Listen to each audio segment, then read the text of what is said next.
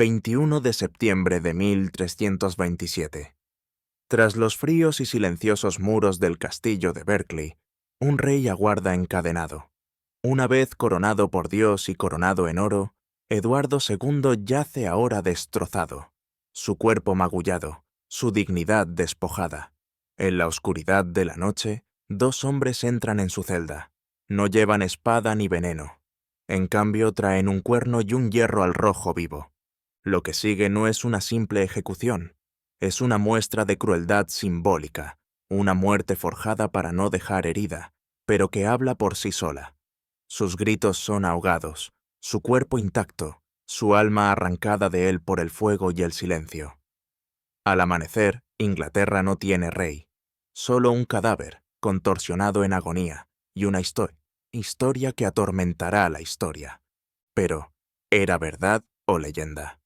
Eduardo de Caernarfon nació el 25 de abril de 1284, a la sombra de la grandeza, el hijo menor superviviente de Eduardo I, conocido en la historia como el martillo de los escoceses, heredero de un brutal legado de conquista y realeza.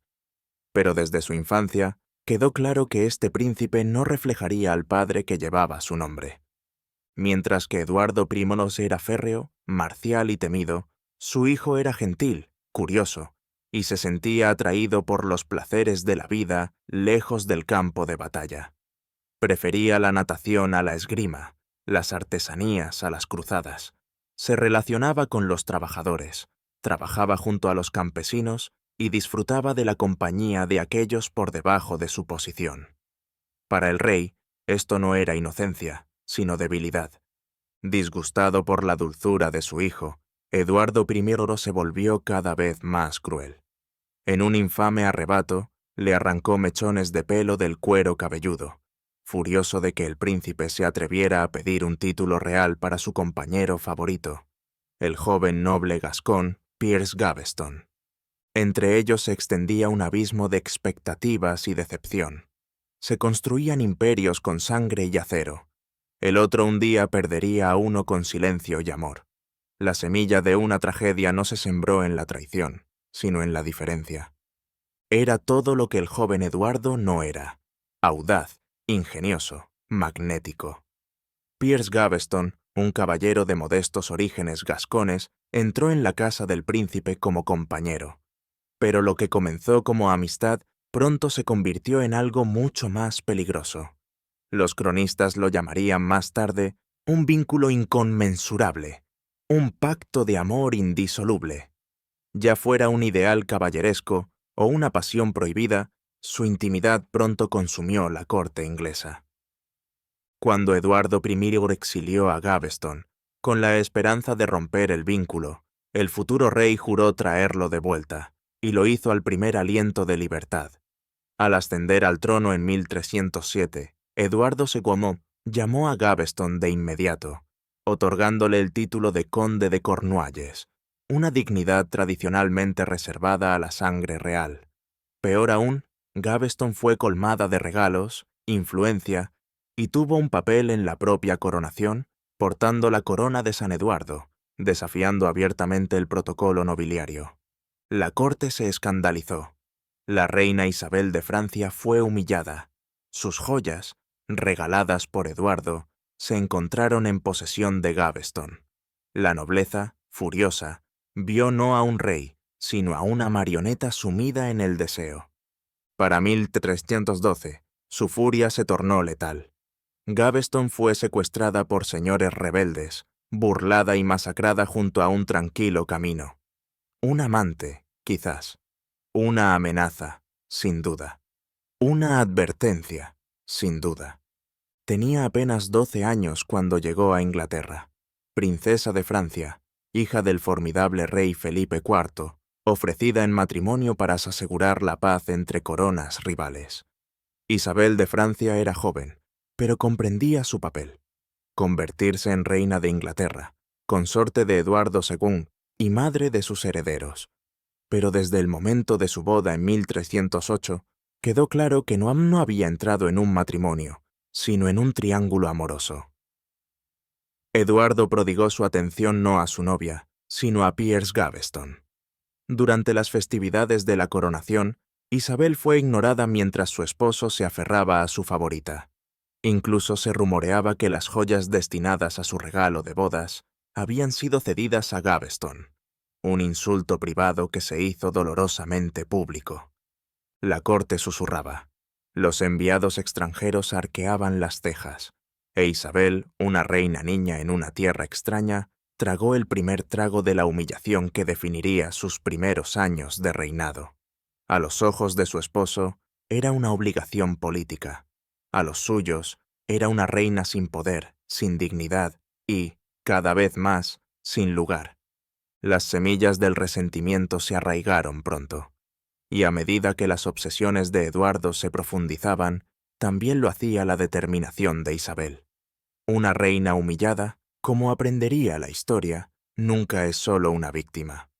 Para 1312, la paciencia de la nobleza inglesa se había agotado. Piers Gaveston, burlón, pródigo y peligrosamente cercano al rey, se había convertido en algo más que un insulto. Era una amenaza para la estructura misma del poder aristocrático. Su influencia corrompió los nombramientos de la corte, desvió favores reales y envalentonó a un rey que se negaba a ver la tormenta que se avecinaba. Los barones actuaron. Liderados por Thomas, conde de Lancaster, se apoderaron de Gaveston, mientras Eduardo estaba ausente. No hubo juicio ni apelación ante la justicia. El edicto ya estaba escrito, con sangre. En un desolado tramo de carretera cerca de Warwick, Gaveston fue objeto de burla, despojado de sus títulos y ejecutado sumariamente. Apuñalado y luego decapitado, su cuerpo quedó expuesto como mensaje al rey. La corona no protegería a los favoritos. Eduardo II quedó destrozado. Al enterarse de la noticia, se dice que se derrumbó de dolor, negándose a comer y a hablar. El hombre que había amado, fuera cual fuera la naturaleza de ese amor, había desaparecido, asesinado por hombres a los que no podía castigar. Pero Eduardo no olvidaría, ni perdonaría. Con la muerte de Gaveston, la amargura del rey se transformó en determinación. Las cicatrices dejadas por la espada que mató a su favorito no sanarían. Se infectarían y regresarían con venganza. En 1314, Eduardo II marchó al norte con un ejército para aplastar el desafío de Roberto Bruce y reclamar el dominio inglés sobre Escocia. Lo que siguió no fue una victoria, sino una humillación. En la batalla de Bannockburn, cerca de Stirling, los ingleses fueron derrotados, aplastados por una fuerza escocesa más reducida y decidida. Los caballeros se ahogaron en las marismas. Los estandartes cayeron. El propio rey huyó del campo de batalla, apenas con vida. La derrota destrozó la ilusión de fuerza. Los territorios conquistados por su padre se perdieron en un solo día. La reputación de Eduardo, ya debilitada por el escándalo, ahora apestaba a fracaso. La nobleza cuestionó su juicio. El pueblo sufrió las consecuencias. Las incursiones escocesas devastaron el norte. La confianza en el liderazgo real se desmoronó. Peor aún era el estado de las finanzas reales. El tesoro, antes abastecido por las conquistas de Eduardo I, ahora estaba desangrado por el favoritismo, los excesos cortesanos y el mal gobierno. Los impuestos aumentaron. El resentimiento se profundizó. Y, sin embargo, el rey no aprendió nada. En lugar de restablecer el orden, Eduardo repitió su mayor error. Encontró otro favorito. Hugo de Spencer el joven emergió para llenar el vacío dejado por Gaveston, y pronto eclipsó incluso la influencia de su predecesor. El campo de batalla había expuesto la debilidad de Eduardo, pero la corte mostraría cuán peligrosa podía llegar a ser esa debilidad. Eduardo II había perdido a un favorito en sangre. No perdería al siguiente tan fácilmente. En 1316, Hugo de Spencer el joven, un noble perspicaz con conexiones reales y una ambición insaciable, comenzó su discreto ascenso. Mediante una lealtad calculada y su matrimonio estratégico con Leonor de Clara, sobrina del rey, se afianzó en el corazón del poder. Para 1318 era chambelán real. Para 1320 era el gobernante en la sombra del reino. Lo que siguió no fue gobierno, sino explotación. Hugo aprovechó su cercanía al rey para apoderarse de tierras, manipular pleitos y despojar de riquezas a viudas y rivales. Incluso su propia familia se convirtió en blanco de su avaricia. La nobleza, aún conmocionada por las cicatrices de Gaveston, observaba con horror cómo el ciclo se repetía, solo que esta vez era peor. Los Despenser, padre e hijo, no adulaban al poder, lo ejercían. Con Eduardo como escudo, construyeron un régimen de coerción, corrupción y venganza. Los nobles fueron desposeídos, la justicia doblegada. El miedo se extendió como la peste. Para 1322, los barones se habían rebelado. Su derrota en Boroughbridge trajo una paz temporal, pero a un precio terrible. Eduardo había elegido a Despenser por encima de su reino, y al hacerlo, se aseguró de que su propia caída fuera tan completa y brutal como el ascenso de su favorito. Antes una reina humillada, Isabel de Francia se convirtió en algo mucho más peligroso, una mujer con causa. En 1325 fue enviada a su Francia natal para negociar con su hermano, el rey Carlos IV. Pero una vez al otro lado del canal, se negó a regresar. Su mensaje era claro: no mientras los Despenser aún gobernaran a su esposo e Inglaterra. En el exilio, Isabel se despojó del velo de la sumisión. Ya no era una simple consorte real, sino que forjó una nueva identidad como agente política y vengadora. A su lado estaba Roger Mortimer, un varón que había escapado de la Torre de Londres. Su alianza, estratégica e íntima, se convirtió en el motor de la rebelión. En las Cortes de Francia y los Países Bajos consiguieron apoyo. Nobles exiliados, mercenarios y simpatizantes extranjeros juraron lealtad. Las cartas circulaban en secreto. El oro cambiaba de manos. Se armaban los barcos. En público, Isabel afirmó haber luchado por su hijo, el joven Eduardo III. En realidad, luchó por su trono y su venganza. Cuando desembarcaron en Inglaterra en septiembre de 1326, lo hicieron con un pequeño ejército, pero con una oleada de apoyo. Los nobles desertaron. Las ciudades se rindieron. La reina había regresado, no como consorte, sino como conquistadora. La presa se había convertido en la cazadora. La invasión fue rápida, pero su impacto fue contundente. En septiembre de 1326, la reina Isabel y Roger Mortimer desembarcaron en suelo inglés con un ejército modesto, pero el reino los recibió como liberadores. Años de tiranía de los Despenser habían quebrado la lealtad de la nobleza y la paciencia del pueblo. Mientras las ciudades abrían sus puertas y los varones alzaban sus estandartes, Eduardo II y los Despenser huyeron hacia el oeste, apoderándose del tesoro real tras ellos. Pero la huida no pudo salvarlos. El 27 de octubre, Hugo Despenser el Viejo fue capturado en Bristol. Su ejecución fue inmediata y salvaje. Fue ahorcado con armadura completa, luego decapitado y descuartizado, y sus restos esparcidos como advertencia. A Hugo el joven le esperaba lo peor. Capturado con el rey cerca de Neath, fue arrastrado a Hereford y sometido a una de las ejecuciones públicas más grotescas de la historia inglesa. Castrado, destripado vivo, luego decapitado y descuartizado. Se dice que sus gritos resonaron entre la multitud como una maldición. Eduardo, impotente y solo, fue llevado a Kenilworth. Allí, bajo presión del Parlamento y sus enemigos, abdicó el 25 de enero de 1327 en favor de su hijo de 14 años. El rey que había gobernado con favoritismo, ahora no tenía favoritos, solo enemigos, y ninguno dispuesto a salvarlo.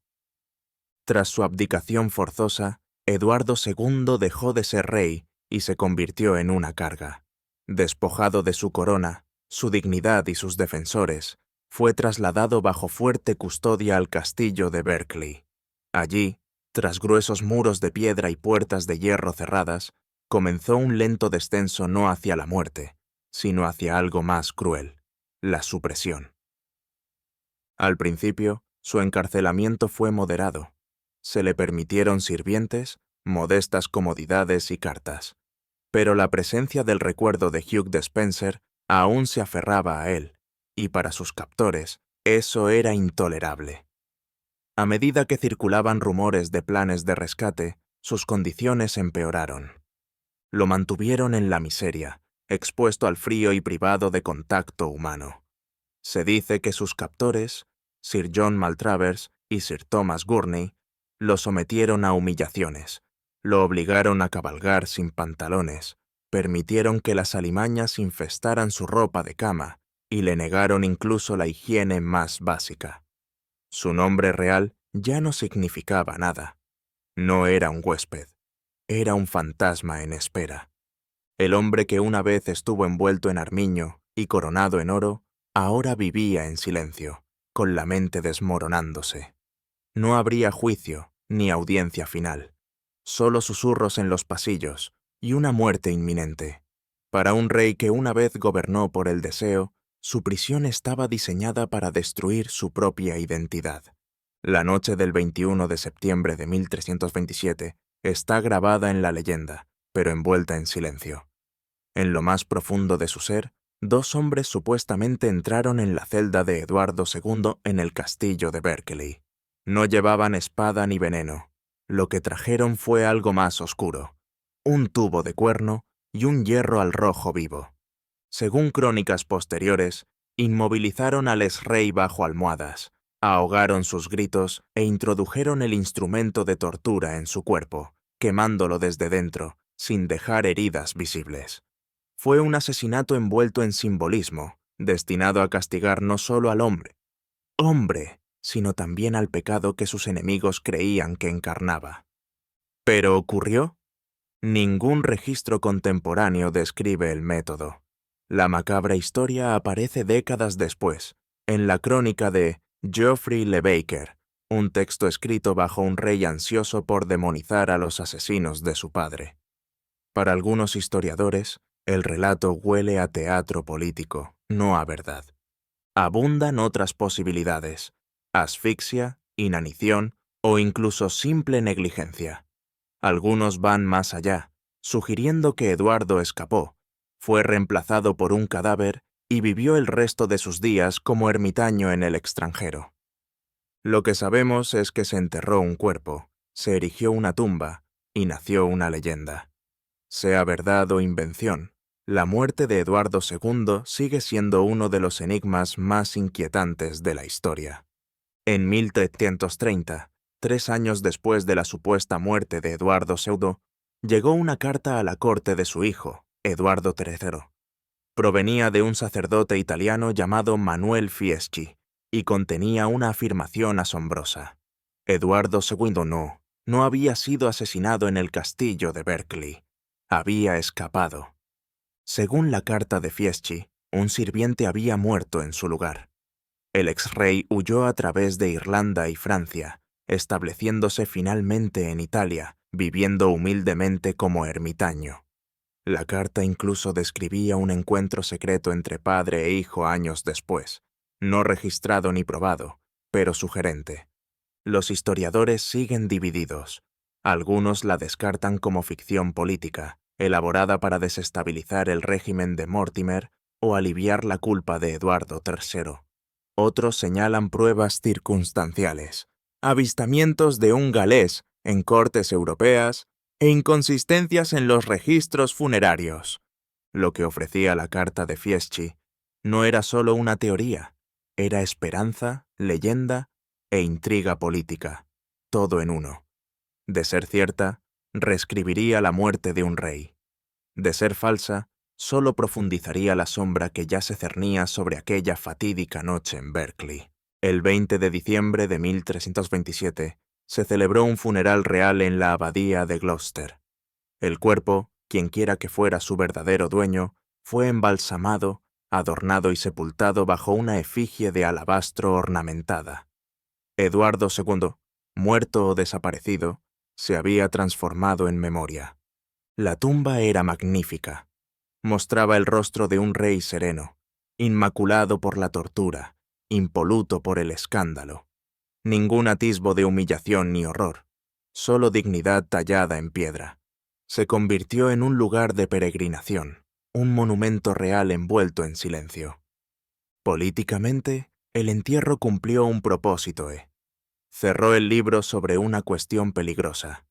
Con Eduardo declarado muerto, Isabel y Mortimer podían gobernar sin la amenaza de un rey vivo, pero su dominio no duraría. En 1330, Eduardo III tomó el poder, ejecutó a Mortimer y encarceló a su madre, vengando así a su padre, cuyo fin quedó como una herida nacional. La tumba sigue en pie hoy en día, visitada por quienes se sintieron atraídos por la trágica historia. Bajo su tranquila superficie yace no solo un cuerpo, sino una pregunta. ¿Fue este el lugar de descanso de un monarca asesinado o un señuelo para un rey que desapareció? La piedra perdura, las historias sobreviven, y Eduardo II, tanto en la muerte como en vida, sigue siendo a la vez enigma y eco. Siglos después de su muerte, Eduardo II encontró una segunda vida, no en los libros de historia, sino en el escenario. A finales del siglo XVI, el dramaturgo Christopher Marlowe transformó al rey caído en una figura trágica. Su Eduardo II no fue simplemente un monarca destrozado por la política, sino un hombre destruido por la pasión, la traición y el deseo. La versión de Marlowe, aunque velada por una ambigüedad poética, dejaba pocas dudas. La caída de Eduardo era inseparable de su amor por sus favoritos. El público presenciaba a un rey alienado por su corte, atormentado por el poder y destrozado por las mismas emociones que lo humanizaban. En producciones posteriores, se representó con frecuencia la infame escena del póker al rojo vivo, horripilante, teatral, inolvidable. Los historiadores modernos han seguido debatiendo la imagen de Eduardo. ¿Fue un tirano o una víctima? ¿Un gobernante negligente o un hombre aplastado por las circunstancias? El debate ha pasado de la condena a la complejidad. Con el tiempo, Eduardo se convirtió en algo más que un rey fracasado.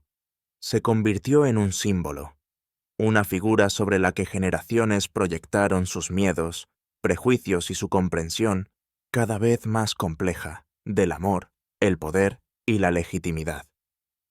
Su legado fue moldeado no solo por cronistas, sino también por artistas, académicos y un público deseoso de encontrarle sentido a su sufrimiento. La caída de Eduardo II fue más que un colapso político, fue una ruptura en la esencia misma de la realeza medieval. En 1327, por primera vez en la historia inglesa, un monarca coronado fue depuesto formalmente.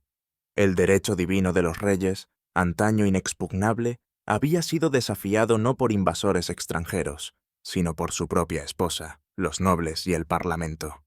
Ese acto resonaría a lo largo de los siglos, resurgiendo en las caídas de Ricardo II, Carlos I y posteriores. Pero el legado de Eduardo llega aún más lejos, entrelazado con la cuestión de la identidad.